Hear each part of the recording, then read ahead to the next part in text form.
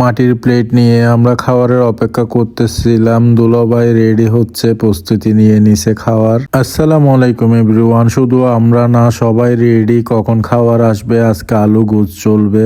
মাটির পাতিলে ভাত দিয়ে গেল, আমি ভাত নিয়ে নিচ্ছি আমার প্লেটে। ভাত দিয়ে সালাদ দিয়ে খাবো, শীতকালে সালাদ অনেক মজা লাগে। চনার ডাল দিয়ে গেল, ওয়াহিদ ভাই প্লেটে নিয়ে নিচ্ছে। এদিকে আলু আর গুস্ত চলে আসছে। প্রথমে চনার ডাল নিয়ে নিলাম, ভাতের সাথে মাখায় খাচ্ছিলাম।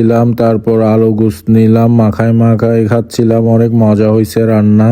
সাগর কোথায় থেকে চলে এসে আমাদের সাথে বসে পড়লো, আমাকে আলু গুস্ত নিয়ে দিচ্ছিল। দিতে দিতে পুরা বাটি সহ আমার প্লেটে ঢেলে দেয়। আমাদের টেবিলে আমরা তিনজন খেয়ে উড়াই ফেলতেছিলাম। যা আনতেছে তা শেষ হয়ে যাচ্ছে। অন্য টেবিলে কি অবস্থা আল্লাহ জানে। বেলাল ভাই কোথায় থেকে চলে আসছে, আমাদেরকে মেহমানদারি করতেছিল। বেলাল ভাই যেন মেজবানি খাওয়াচ্ছে, ওইভাবে পুরা বাটি মেজবানি মাংস আমার প্লেটে দিয়ে দিল।